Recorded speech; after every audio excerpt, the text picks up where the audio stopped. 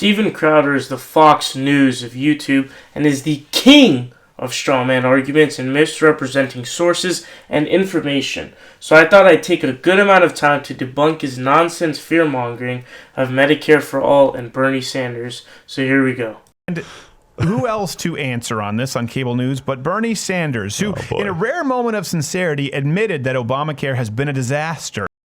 Well, Bernie Sanders did not say Obamacare is a disaster, but rather that it has its problems and that it is how it's supposed to be, as it was supposed to be a stepping stone to single-payer healthcare.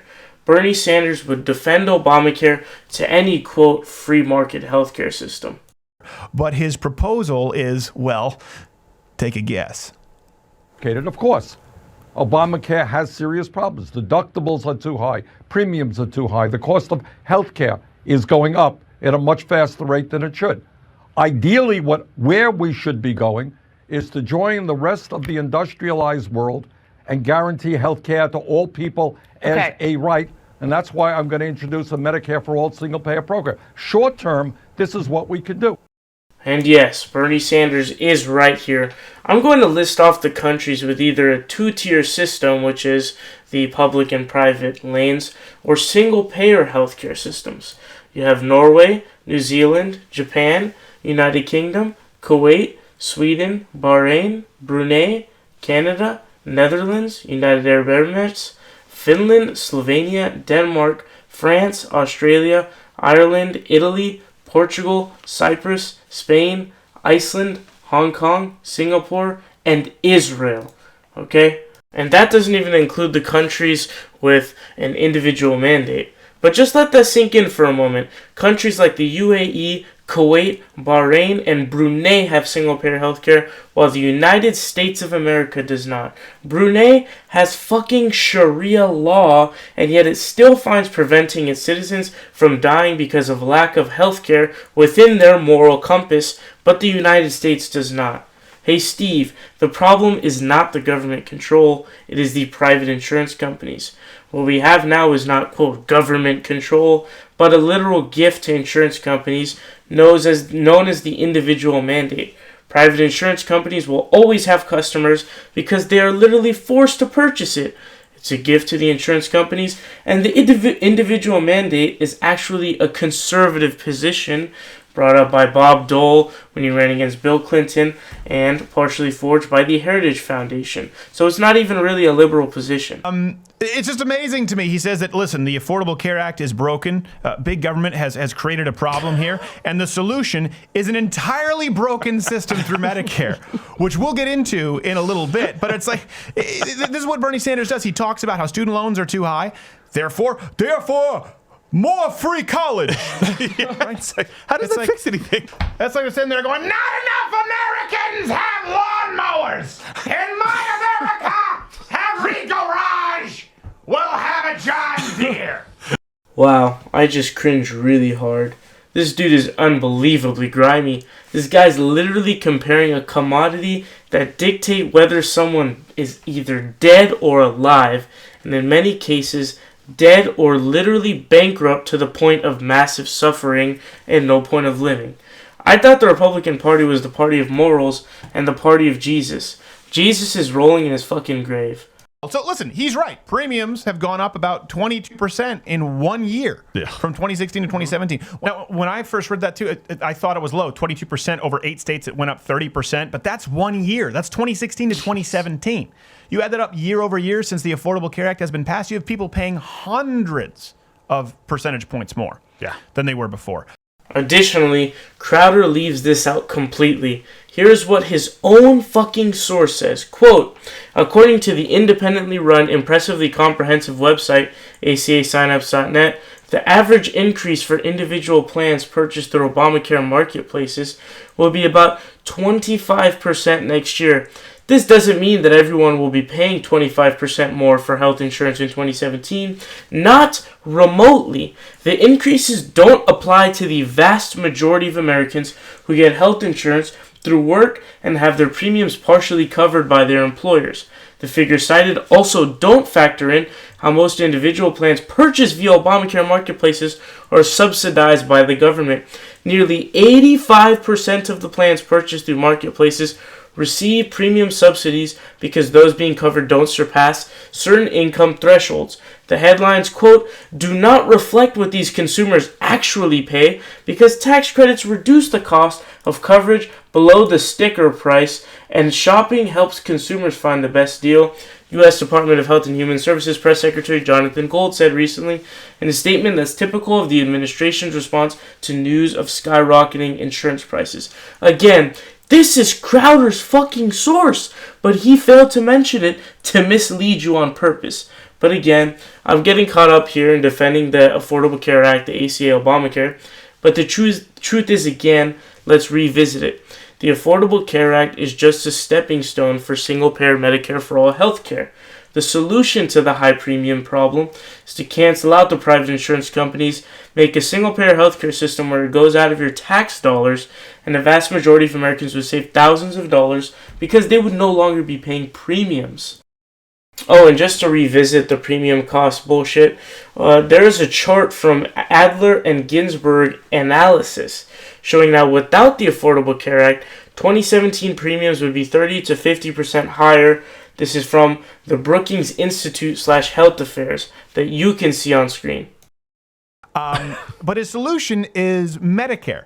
Medicare for all, which is an entirely broken system. I'll continue to get into that, but a liberal think tank estimated that Bernie Sanders' proposed plan would add $32 trillion in federal spending over the next 10 years. This isn't the Heritage Foundation. This isn't coming from Fox News. This is coming from a leftist think tank. This is the best case scenario. Now Crowder uses this number from the Urban Institute, but failed to mention this key piece because, again, he's trying to mislead you. Quote, analysis by the Tax Policy Center indicates that Sanders' revenue proposals intended to finance all new health and non-health spending would raise $15.3 trillion in revenue over 2017 to 2026. This amount is approximately $16.6 trillion less than the increased federal cost of his health care plan estimated here. The discrepancy suggests that to fully finance the Sanders approach, additional sources of revenue would have to be identified. That is, the proposed taxes are much too low to fully finance the plan, which is also directly from his source. Now, it doesn't sound great with $16.6 trillion added to the debt, but I will break that further down in a second. It's extremely disingenuous, however, to tell us the amount it costs without mentioning of how much it would be covered, you sneaky, tricky little bastard, okay? There are taxes that would be raised to pay for those costs that you failed to mention because you're a slimy, lying piece of shit. The claim was $16.6 trillion, not $32 trillion, which is nearly fucking double, you lying scumbag. Okay, so there was a piece written on the Huffington Post by professors of health who broke down the fallacious massive number, and here's what they said. They said, quote, cutting insurance overhead to 2% rather than the 6% that Holohan projects would save an additional $1.7 trillion over the next 10 years. Next, overall, these administrative savings for doctors and hospitals would amount to about $2.57 trillion over 10 years. Additional savings of more than $1.5 trillion from streamlined billing and administration would accrue to nursing homes, home care agencies, ambulance companies, drugstores, and other healthcare providers. Next, in total, the Holohan analysis underestimates administrative savings by about $6 trillion over 10 years. Next, reducing drug prices to the levels currently paid by European nations would save at least $1.1 trillion more than Holohan posits over 10 years. Next, bizarrely, despite projecting a roughly $1.6 trillion increase in total payments to doctors over 10 years, Holohan says in his discussion that, quote, physician incomes would be squeezed by the new payment rates. Next, summary, this cost would be pretty close to a wash, and if not a couple trillion, but definitely not $32 trillion or even $16.6 trillion. And funny enough, I don't know where he is on the military budget, the war in Iraq, the war in Afghanistan, or any of the other useless costs that we have currently. But it definitely is not 16 trillion or 32 trillion. This is a complete lie, and it's set out to destroy Bernie Sanders. And he's a partisan hack because the money being used to do unjust wars like the war in Iraq and Afghanistan have totally gone off his radar. Let's just get to some quantifiable statistics. Wait times. Well, my home province of Quebec, if you look at the wait times for people who claim, or people who have waited over 5 hours in an emergency room, keep that up there. That's 35% of people who go to an emergency room in Quebec. That's better than the national average in Canada at 19%. Now, you look at those numbers, United States is effectively the best on that list. And let me tell you why. That's because the United States has a 5% amount of people who've waited for 5 hours or more. Now, Germany has that, as does the UK, the Netherlands. But if you add up all of the other countries that have 5% of that kind of a wait time, cumulatively, the average of those countries is 1/10 the population of the United States. And the Netherlands, by the way, a third of their entire citizenry are privately insured anyway. Jeez. So keep that in mind. It's not even close. Okay, here we go with the wait times now. Let's take this on. So the wait list thing is hilarious because the United Kingdom, Germany, Australia, New Zealand, Norway, France, and Sweden are all there, and only one of them is over 10%, and there are 2 or 3 examples that are below the United States. And we're going to see a big fallacy that Crowder here uses. So the UK is lower than the US, and Germany and Australia are exactly the same, and they all have either a 2-tier system or a single-payer healthcare system. So a fallacious argument that I find hilarious is that he uses the population argument only in the favor of the US.